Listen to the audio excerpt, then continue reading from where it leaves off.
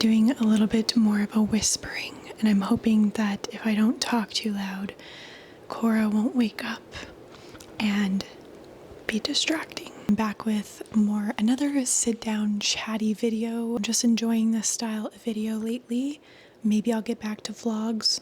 I don't know yet. I want to talk about the things that I stopped buying thanks to minimalism and my more intentional lifestyle that I like to live. The first one is self-tanning products.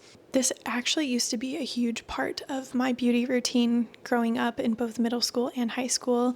I was very insecure with how pale I was. I thought I did a decent job, like anybody that does self-tanning. The products weren't good back then. I'm thinking of like Jergens. Oh my God. That stuff stank. I mean, she was one of the OGs, affordable self-tanner, you know? Didn't realize it was bad until a few people from high school like bullied me about it. In that moment, I realized like, wow, it's really obvious that I self-tan. And so I started to take a different approach to it. I would be more moderate about it, but I was still not okay with like just wearing my natural skin until I started to learn a little bit more about color theory and wearing colors that complement your complexion. And for me, like actually wearing darker colors, I noticed like highlights my fair skin in a different way, whereas like I was wearing pinks and oranges and like really pale colors that just like emphasized my paleness. And I changed the way that I dressed. I started to notice I don't mind my fair skin. The beauty standards have changed a little bit. I will say though, I re-downloaded social media to kind of also help me with wedding stuff, and brides are literally so obsessed with being tan on their wedding day. I don't know how they aren't scared of getting just tanner all over their white dress. I went ahead and I was all natural. I didn't get a tan. I didn't lay out by the pool. It's April. I couldn't do it. It was too cold. All I did was just kind of emphasize my skin by hydrating and bringing out that glow. And then I also used a few makeup products to put some like shimmer on my shoulders and my collarbones. I also use this technique whenever I'm wearing dresses and showing my legs. I will put some shimmer down my legs.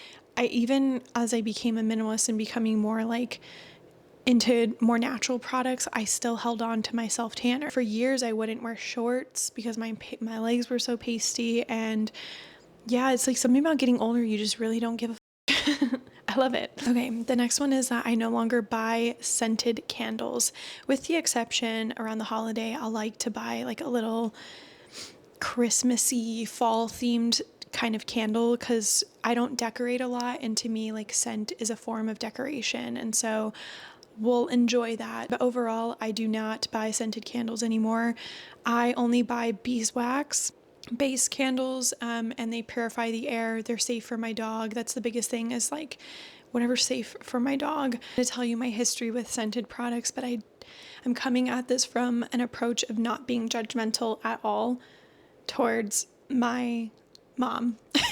My mom loves scented products. In fact, she loves them so much she became a part of the MLM, the Scentsy MLM, and has been in it for several years. I've tried my hardest to like really educate her on the health effects of burning these candles and just like inhaling them 24/7. I realized once I moved out how sensitive I became to fragrances. I used to get comments from friends where they're like, "Oh, you smell like your house," and I'm like, what do you mean? Like, I don't want to smell like anything. Like, what do you mean? And it's because like if you walk into my parents' house, like your hair and your clothes and stuff will start to smell like candles. It's not a bad smell, right? Like, there are worse things. Me and an old coworker were talking about it because her mom is also a Scentsy consultant, and she says, yes, the same thing happens to me. Like when I spend time over there, like my hair and clothes start to smell like this blended mixture of candle scented fragrance. I'm there for her when she's ready to quit the fragrances and go for a more natural option.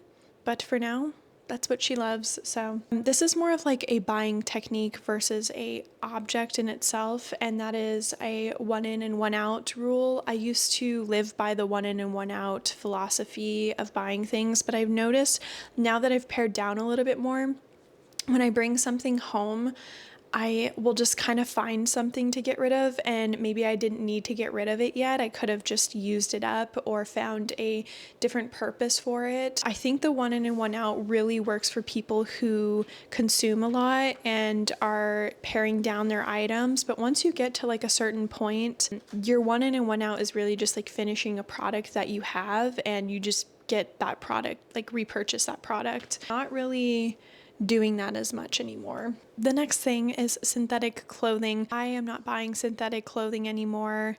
I do have synthetic clothing in my wardrobe. I also do a lot of clothing swaps with my friends, and I am okay with bringing home synthetic clothes from that clothing swap, but I don't want to put my money towards it anymore. I think I have a mild allergy to polyester. Every time that I wear my workout gear, I get really itchy.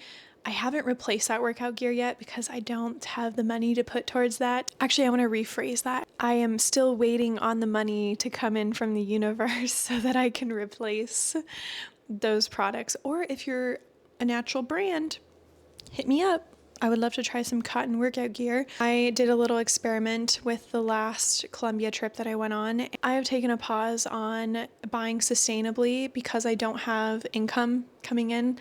I have been going to department stores and purchasing items that I need. I went ahead and purchased some cotton, 100% cotton or 100% linen staples for my wardrobe from my last Colombia trip in, when did we go? January, for a wedding. And it was a great experiment to see how well cotton, natural fabric, held up in that hot, humid environment. It really wasn't that many, just like a few items. And combined that with my already existing wardrobe. I'm a sweaty, stinky gal, okay?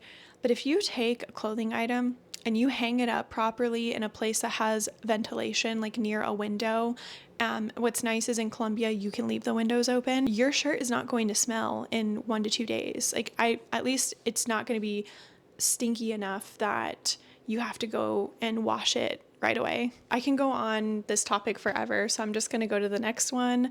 Buying for my dream self. So funny enough, I actually do this a lot when I go on vacation. I like embody this new version of me, and I live her down to not even just like the items that I buy, but I also like my attitude and my positivity and like my mindset. And I don't want to do that anymore. I don't want to buy for my dream self. I want to just embody her as my everyday self. I've noticed that when I buy for this like dream self, I come back and I can't embody her the way that I was on vacation. And then I'm like getting rid of the stuff that I bought. Hello, it's Editing Taylor.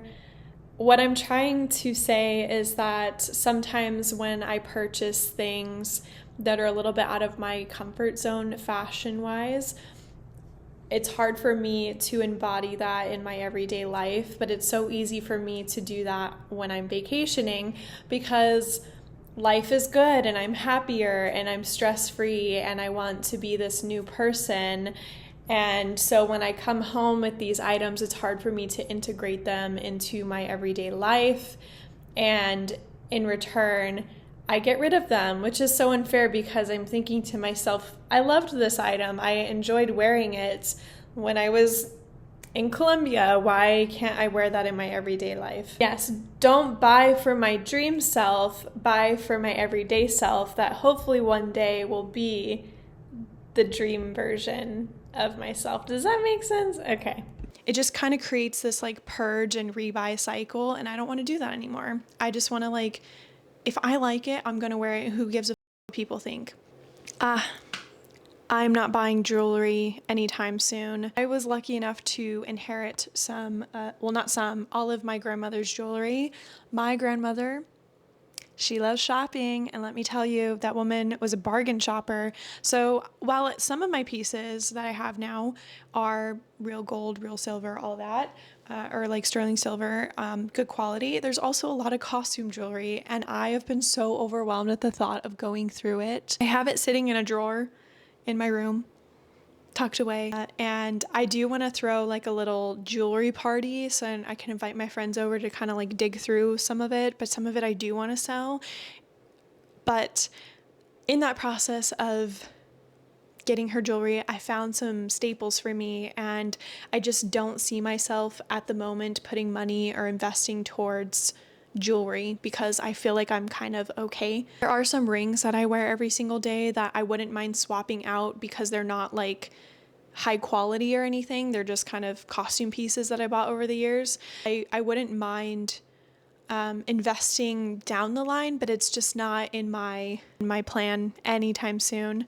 The last one is picture frames. I was really surprised by this, but I have enough picture frames in my home, and I noticed that when we were moving from our apartment to this house, I was really overwhelmed with the idea of taking down all these picture frames and filling in the holes in the walls.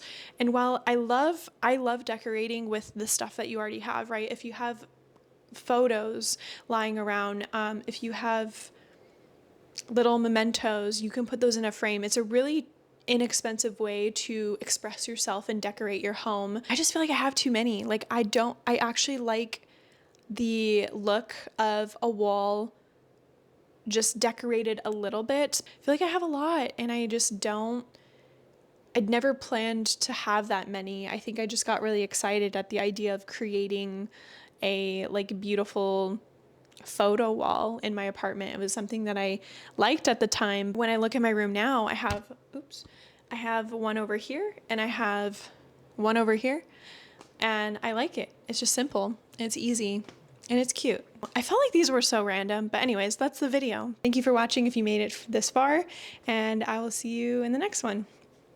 Bye.